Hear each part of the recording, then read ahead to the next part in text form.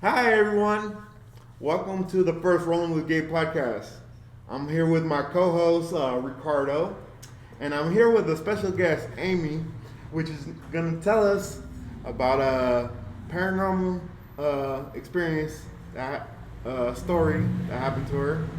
Um, and On this show, basically, before we jump into this, basically, I want to tell you, my show, I want to talk about different topics, and we're gonna talk about different situations that happen in my life or other people's lives. Or this is basically gonna be a random show, random topic.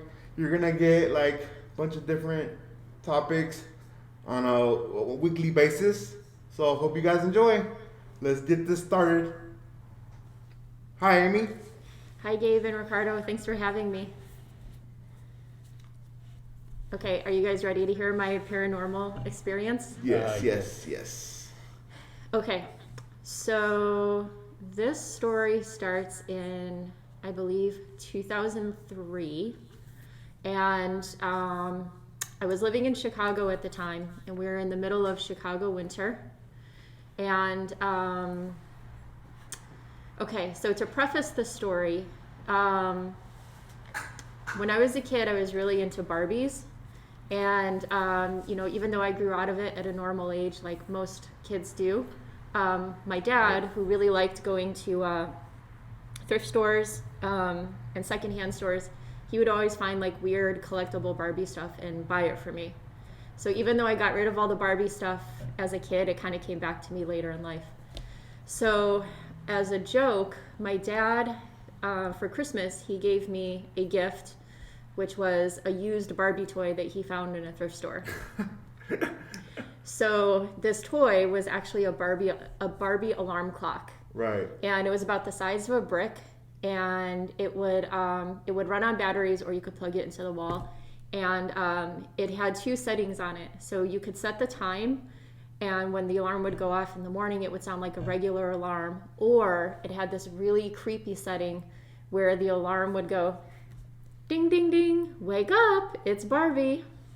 Wow. Yeah. So we plugged it in and we listened to it, and I thought, this is super creepy. Can I ask you a question? Yeah. Wouldn't that be super annoying just to wake up to that every morning? Yeah. Yeah, if you're like 7 years old, it would be funny, Yeah. but as a 20-something year old, Yeah. it was creepy and annoying. So I thought, I never intended on using the alarm because I already had an alarm clock in my bedroom. And this was before iPhones, so I didn't use my phone alarm. I just used a regular alarm clock. So, okay, my dad got me this Barbie alarm clock for Christmas. So it kind of like sat around. I never used it. Like every now and then when I was washing the dishes in the kitchen, I would listen to the radio on the Barbie alarm clock. For months, I never set the alarm. I never intended on setting the alarm. So at this time, living in Chicago, I was living in a condo that I didn't own. I was renting it out from somebody. And it was on a main street, and across the street was a hospital. And it was a smaller hospital. It was like specifically for people with heart issues. So it wasn't super busy. There weren't ambulances coming or anything. It was so it was a hospital, but it was small. So that's the place I was living in. And when I moved in there, I kind of thought something was off. Right. And I lived by myself at the time. And I was always really creeped out at night when I was trying to sleep. I always felt like there was somebody on the opposite side of the wall. Right. Which would have been the kitchen. Do you have like those weird feelings, like, like this doesn't feel right, like your hair stand up or? Yeah, I not really my hair standing up. I just always felt kind of paranoid and scared. And I had lived on my own for many years before that, so I wasn't afraid to live by myself. Mm-hmm. And I was actually living in a neighborhood that was really close to my parents, so I didn't really feel like I was alone. Mm-hmm. I just always felt like somebody was on the other side of my bedroom wall. Yeah. And a couple times I would get up and check, and I would feel silly for checking. Of course, nobody was ever there. So I thought, I'm being paranoid, I'm being a weirdo. I just ignored it.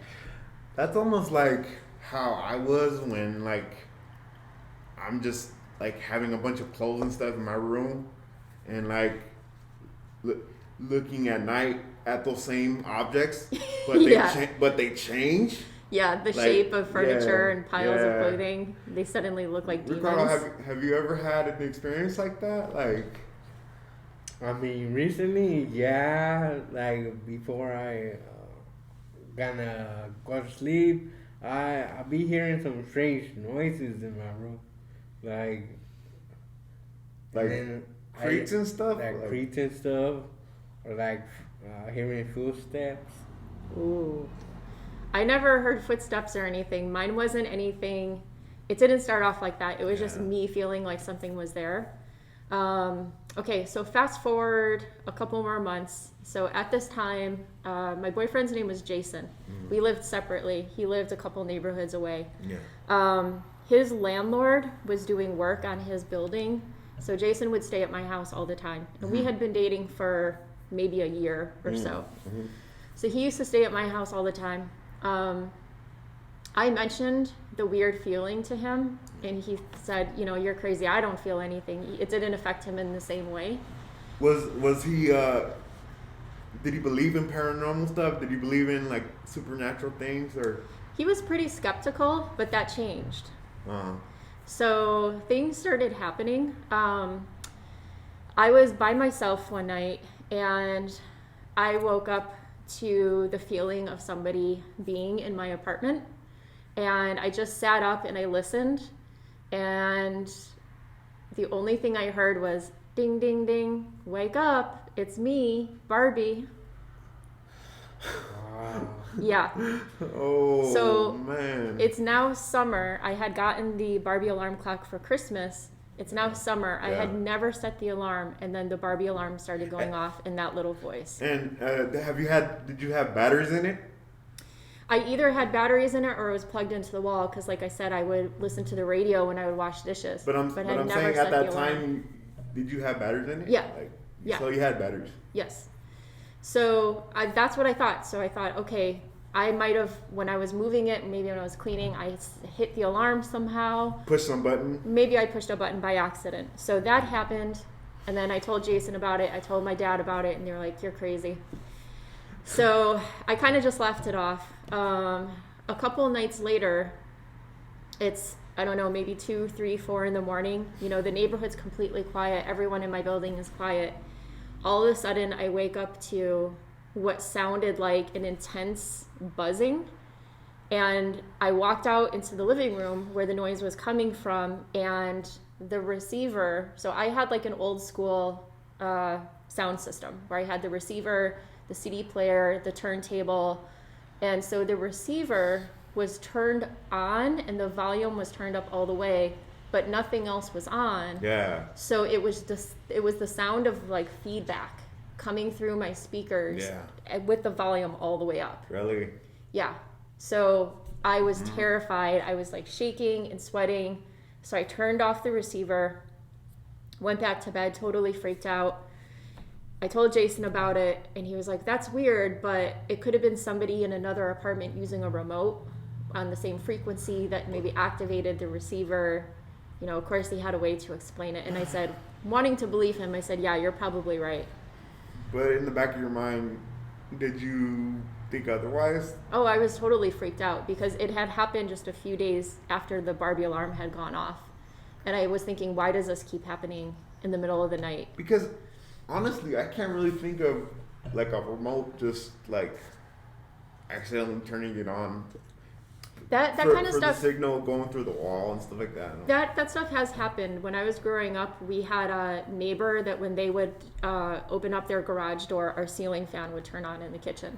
So it was just like the same kind of frequency. Yeah. So when he suggested that theory, I thought, yeah, he could be right. Yeah. So, but I was still scared because I thought, why is this only happening at night? Why is it only happening when I'm alone? Yeah.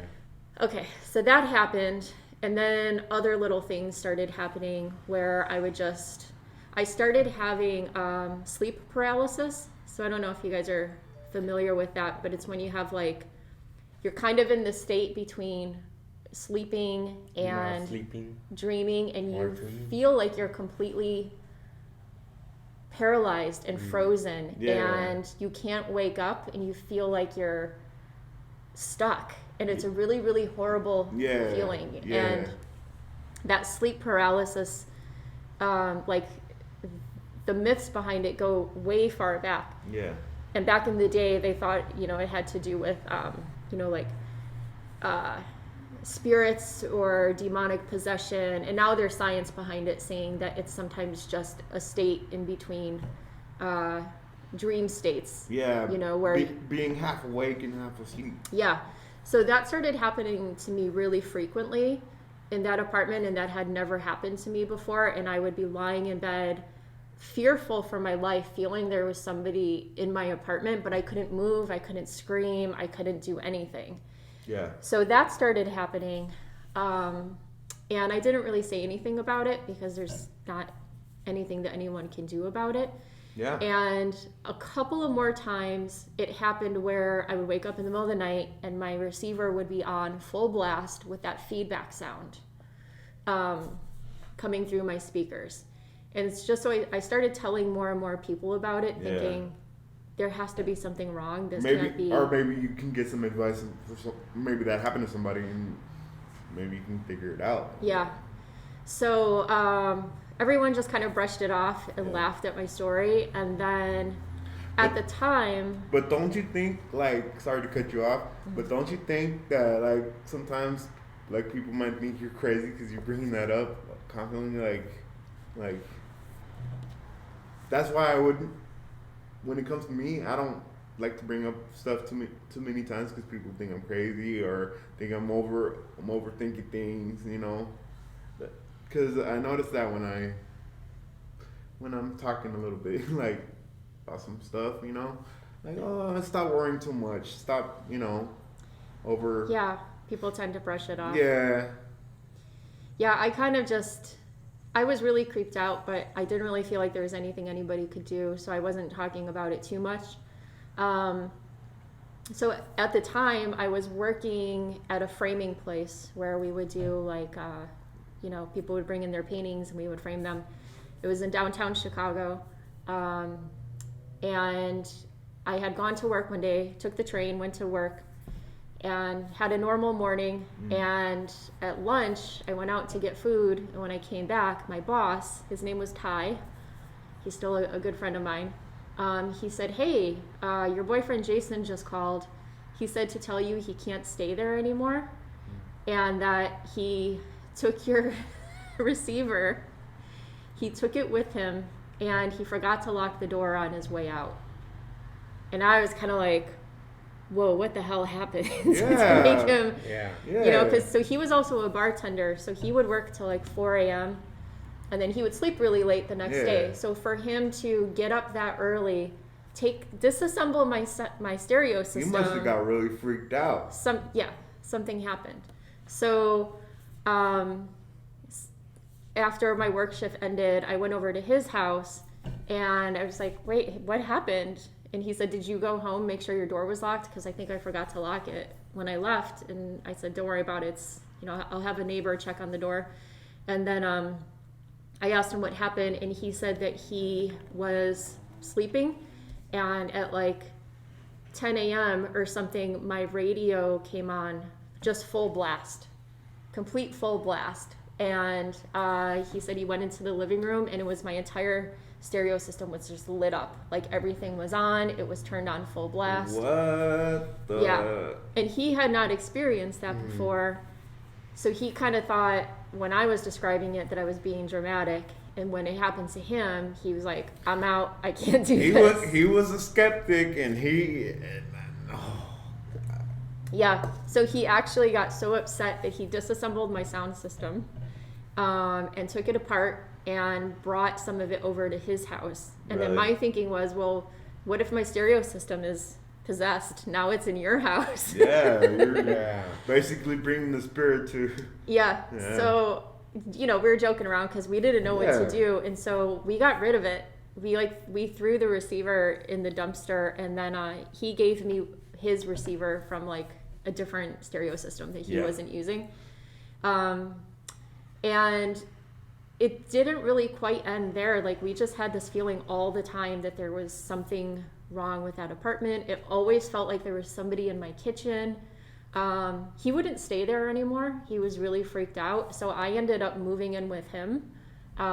Which was kind of our plan, was to move in together at some point anyways. So, but you guys haven't figured that stuff out yet. Right. But instead of him moving in with me, I moved in with him because I just always had a really bad vibe about that place. Yeah. So I moved in with him. We lived together for, I don't know, maybe 6 or 7 years. Fast forward many, many years, I was in that same neighborhood, and I was at a coffee shop really close to the apartment where I had all the issues. And I was talking to a friend about all the weird stuff that went down there. And the owner of the coffee shop said, "Oh, did you live in that one building on Montrose, right across from the hospital?" Yeah. And I said, "Yeah." And she said, "Well, I don't know if you know the story, but back in the 70s, because of the cardiac hospital across the street, before that building was a condo building, it was kind of like a regular old school Chicago apartment building. And there, because it was right across the street from the cardiac center, there was lots of nurses who lived in that building. Like, they specifically used that building for nurses who worked across the street." Really? So it turns out in the 70s, there was a huge fire, and something like 20 nurses died in that building. And that's when they kind of, after the fire, they tore the building apart and then did this big rehab and turned it into condos.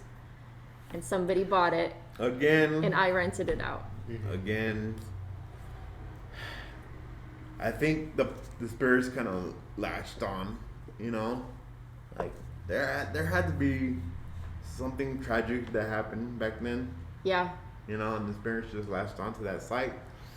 Yeah. I think that definitely there was something in there that was unhappy, because it didn't feel like somebody playing a prank on me or something just trying to make its presence known. Like, it felt bad. It felt evil. And you know that, you know, you could disturb a spot, like probably putting that building on top of that probably disturbed the spirits too, because they weren't cleansed or something. That spot wasn't cleansed. So, or maybe just people, you know, having 20 people die tragically in one place. Yeah, maybe there's an accumulation of bad energy. That's crazy. I mean, me personally, I've never experienced like any paranormal things. I know like a lot of people that have, but I still have an open mind to it. You know, it's I mean, you have to. I mean, I've seen things where like I've heard where kids believe they had past lives and stuff. I believe in all that stuff, past lives, and I believe, you know, because